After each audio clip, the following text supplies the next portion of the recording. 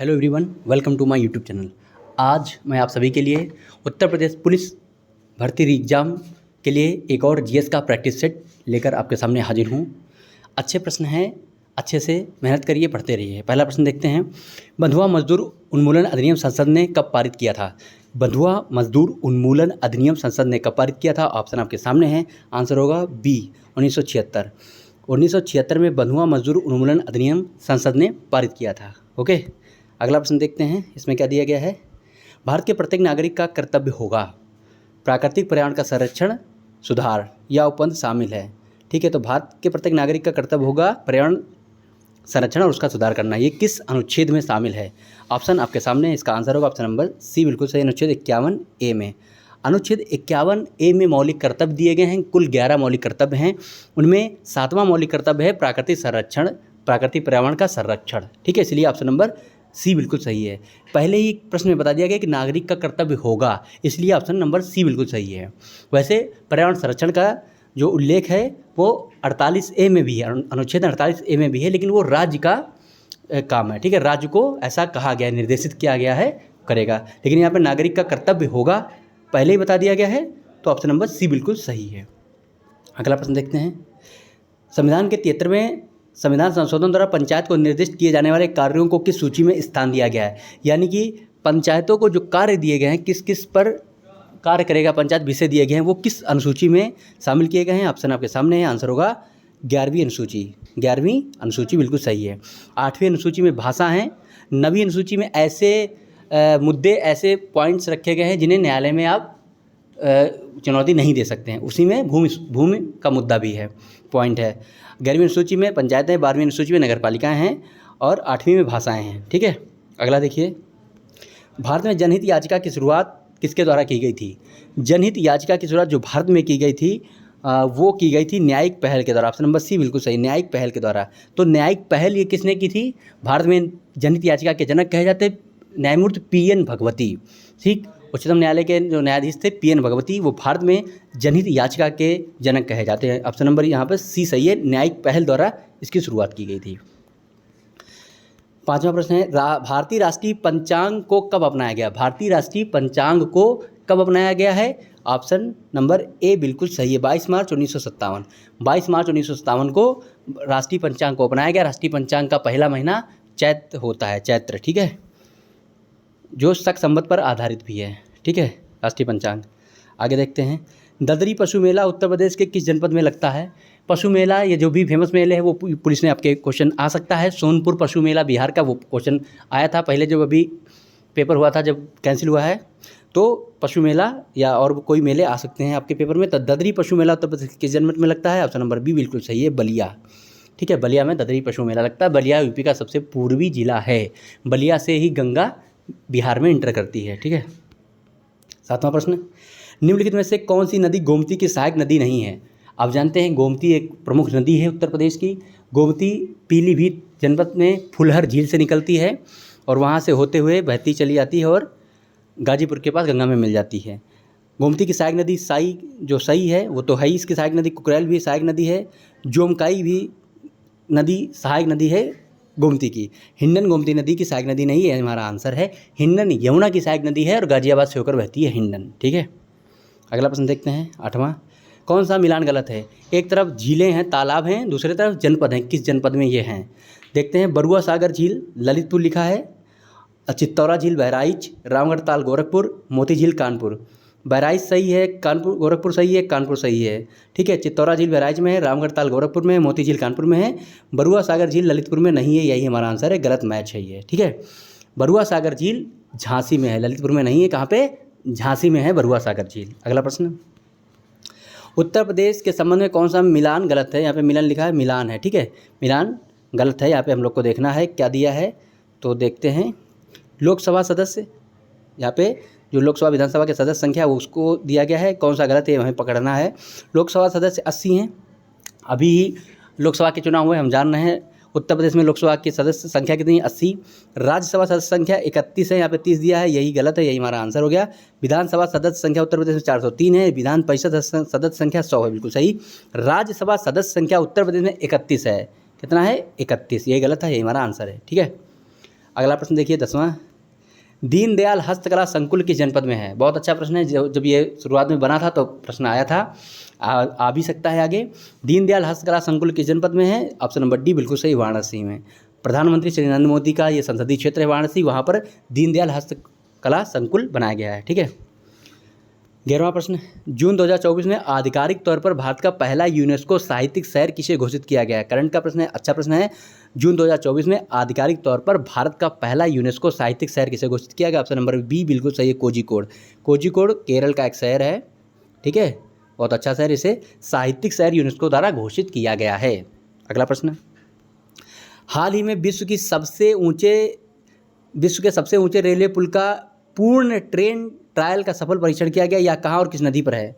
आप जान रहे हैं विश्व का सबसे ऊंचा रेल पुल भारत में बनाया जा रहा है, किस नदी पर? चिनाब नदी पर, जम्मू कश्मीर में चिनाब नदी पर। ऑप्शन नंबर बी बिल्कुल सही है, जम्मू कश्मीर में चिनाब नदी पर विश्व का सबसे ऊंचा रेल पुल बनाया गया है, बन चुका है, इसका ट्रायल हो चुका है, पूर्ण ट्रेन ट्रायल हो चुका है।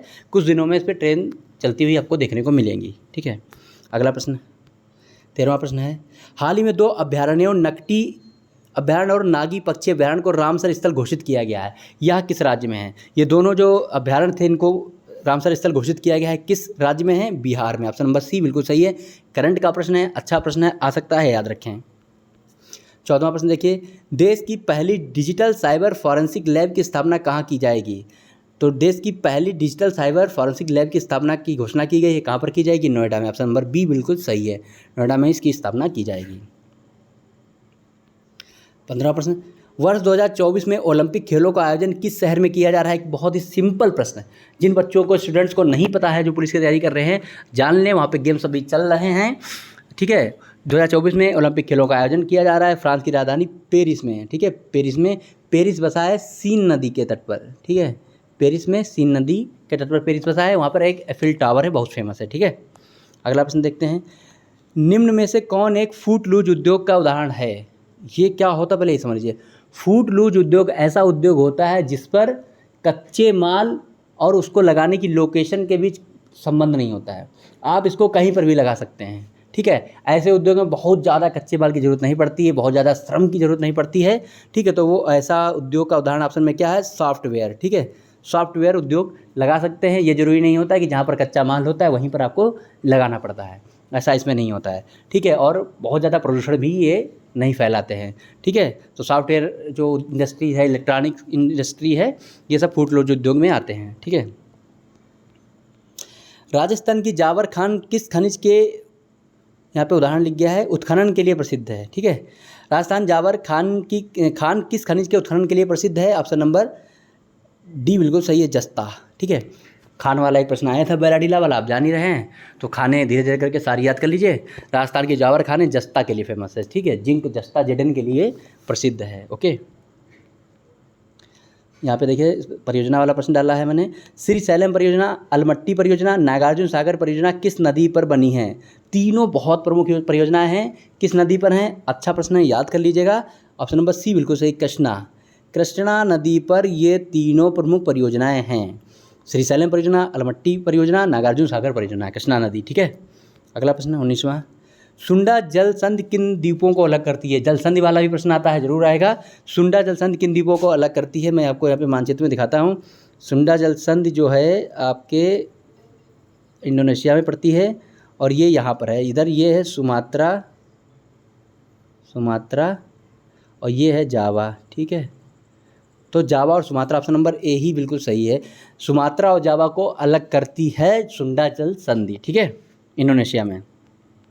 विश्व की सबसे लंबी पर्वत श्रेणी जो श्रृंखला है, विश्व की सबसे लंबी पर्वत श्रृंखला एंडीज की सबसे ऊंची चोटी कौन सी है?